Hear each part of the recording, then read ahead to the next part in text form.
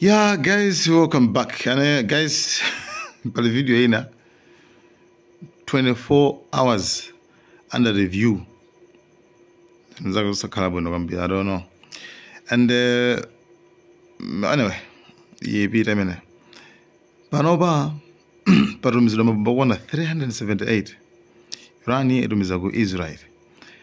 Israel, Yambagari, Rumizantu, Herogopi Renage.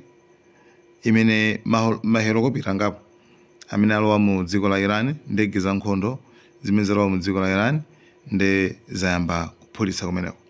Anyway, Iran inauza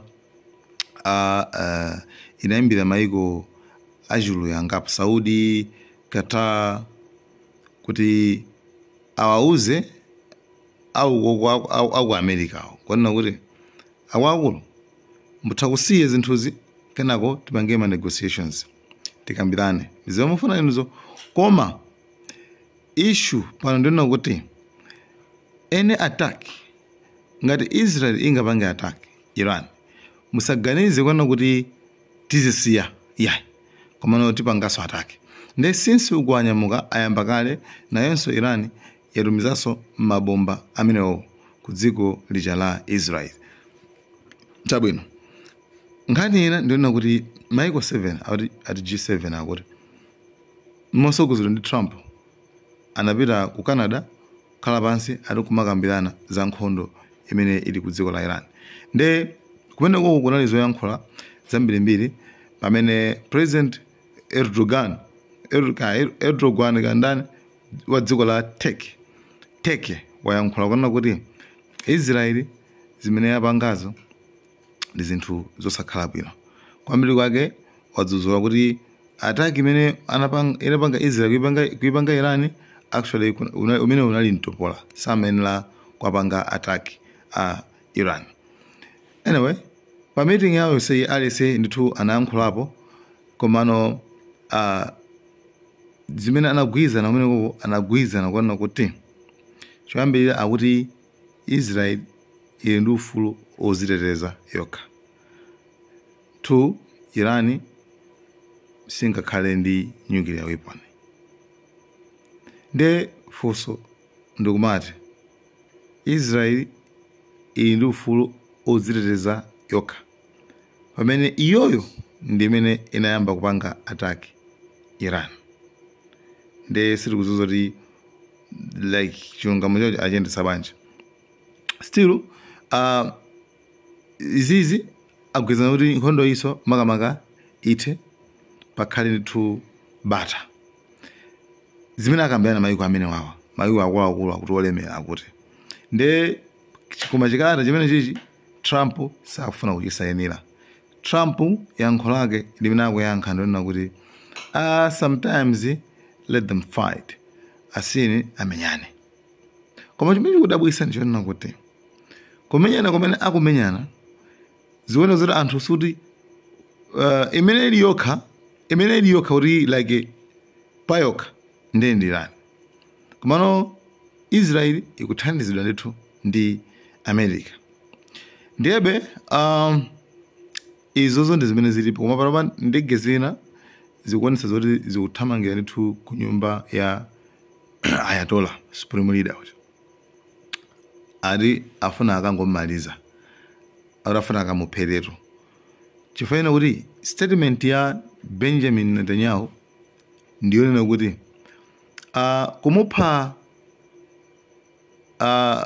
Ayatollah uja kupangitsa kuti nkhondo itsike osati ipitilire yayi. Kupangitsa kuti nkhondo ithe pakhale ceasefire koma sipangitsa kuti nkhondo ipitilire. Adono ngati akuonazo ndizoona kaya komabe ma generals ambiri aku Iran ndithu aphedwa. Ma generals ndithu ambiri poyerekeza ndi aku Israel. Aku Israel sanakwane 5.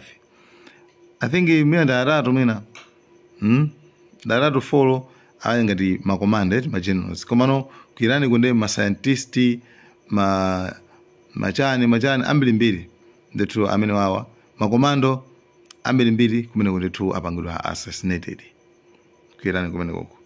By the way, maripoti akuona kuti Israeli nkhondo iyi imene ili panoyi sikuti yamba pano. Nkhondo iyi anayamba kuikonzekera pakanthawi, right? Nkhondo iyi anayamba kuikonzekera pakanthawi, even mpaka anamanga base outside, komano outside Iran, kunja kwa Iran koma just neighbor. Anamanga base kumene koko ya ma drone, and like ena mnalowa ma spy mwirani mucha ambiri kwambiri, mnalowa ma spy ambiri mwirani mucha ena ogwirizanaso ndi ma Iranian anu akewo. You see, because you know pali anthu ena ona kuti completely samagwirizana ndi boma la Iran, koma iwo ndakwirana koma samagwirizana ndi boma la Iran. And iwo anthu amene ajawo ndi amene amakhala kupereka information komanso china chilichonse chimene chikuchitika. Nde zapeza kuti apapa angotumpuka iwo pamene ma Iran pamene mati yupanga zokambirana nazo amene negotiations zachanda iwo ampena akuipanga akuitulusa nkhondo ija. Boom. Anyway, na tinauti Netanyahu pankhani yokhuzana ndi ma negotiations kukambirana. Netanyahu wanena kuti sakufuna zokambiranazi. Trump also wankhaona kuti koma zimene zitona anakayankha poyamba paja ndoti zinakatheka. Nde uyu foreign minister wa Iran wankhaona kuti komatu ife tikudziwa bwino kwanena kuti zonsezi ndi America kungemba phone Israel msapange sataki Iran ndizorani ndizotheka. Komano we know kuti magame amene akuseweredwa apapo ndi otani. Koma muziona kuti lero Iran ikangopangidwa attack, muziona kuti ifeyo zime like nthaka ya Israel ipangidwa attack sizinaonekeso. Zimenezo ndi zimene yankhola Iran. Nde panopa ma report akuti kwatumizidwa mabomba amene 378 amene akupita ku Israel koma akuthamanga kwambiri, right? Apita amene koko sitikudziwa kuti next chingachitike ndi chani, koma pakadali pano nkhondo iyi yafika sopano pa chiweniweni. Nkhondo iyi sopano yafikano povuta pamene uku akuti ayi asiyeni, pamene ena akuti ayi tithakambirana, komanso mbali naye akuona kuti okay tabwerani titaniso timenyana. Kuchomvetsa chisoni kwambiri chimene chichitika kwambiri apapa ndi ma civilians, anthu wamba ndi amene akufa kwambiri. Despite kuti pali ma generals awo komabe ngati ku Iran, Israel inachita kulengeza kuona kuti nonse amene mumakhala ku Iran chokani m'manyumba mwanu, especially anthu amene mumakhala kufupi ndi ma barracks mutuluke muchoke, right? And ifeyo we own the airspace. Mwambamo ndi mwathu tagwira sopano mwambamo. Nde panopa ayambano kusakaza ngati ma civilians, ayamba kusakaza anthu wamba, manyumba anthu wamba ayamba kusakaza kumeneko. Pampano ku Israel anayankhula kwanena kuti ifetu tili ndino anthu aku Iran, ikhale pamodzi ndi ife tigwetse boma lanu pompano, right? Komano I think zimene zangosintha out of blue, chifanira kuti panali chibomba china chi ballistic missile chachikulu chimakhala 500 grams chimene chaphaso makamaka chapha anthu ku Israel ku Haifa. Nde it's like kuonongeka kwambiri, nde ma civilians iso amalira. Komabe by the way mudziwe kuona kuti anthu ambiri amene akumwalira, anthu ambiri akumwalira ku Iran poyerekeza ndi ku Israel. Ku Israel sakumwalira anthu ambiri, right? I don't know why. Komabe pakadali pano akuluakulu sitingakunamizeni nkhondo iyi yafikano povuta. Sitikudziwa kuti ma outcome amene angabwera apa ndi otani pamene ndege zina zithamangira anthu ku supreme leaderko komanso zina zikuthamangira ku around pamenenso Iran nayonso yatumiza kalinso mabombaso enaso opita straight ku dziko la Israel. Nde ma update adzayambire pamenepo kuti nanga ukoko chingachitike ndi chani. Actually tina posta ina yake video yokamba za TV ya Iran sukuti aisalaza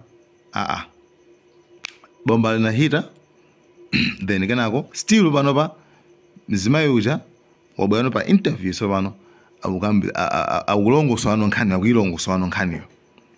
Okay, nkhaniyo na akuilongosola akuipangana letu di makuti iwonso report limene latulukanso kumene ku TV imene kuti iwo akuti anauzidwa zonena kuti afuna apange strike, right? Akuti afuna apange strike koma iwo anena kuti ife sitingathawe ngati kuti kufa palibe vuto ife tiferemo muno, right?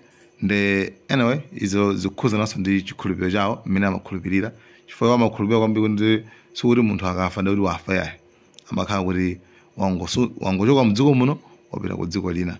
Ndi amakhala ndi chikhulupiriro chikulu kwambiri and munthu uchite kuphedwa kwa iwo imakhala ngati amati martyrdom ngati munamva koma kuti martyrdom matters. Nde yeah, that's it. That's why mwina mwake ena sama kana zo chifolo scientist wa Iran wa nuclear uja ambanga za nuclear uja atamfusa kono zoti amene waphedwa pampano pa atamfusa kuti life yako makhala banja ana kuti eno makhala mwa simple ngati wina aliyese mene amakhalira like afuna andiphe yako zokundipa, right? Chifukwa I know kono zoti like nikhala matter like why afuna andiphe nde umonde mene amakhulupirira. Guys, digireso ma update ena kuti chingachitike nchani after pamene tasirana ponena kuti uku kuyana zamba kwaye kuchitika ku Israeli zayamba kumabomba panopa nde angopanga interceptor kwakha bomba ena akugwera nde tiona kuti zikhale banji kwenako. Trump ndamene amukana kusaina chipepala chija and Trump akona kuti amenyanekaye asiyenekaye pang'ono amenyanekaye nde tiona kuti zikhale banji komano zinthu sizili bwino zili wesi. Netanyahu sakufuna kuti nkhondo ita afuna mpakana Irani ayimalize. Kwinako akupempha USA kuti please tabwerani talowelani ife mutithandize tikhale limodzi. Guys, thank you so much Malawi and cameras.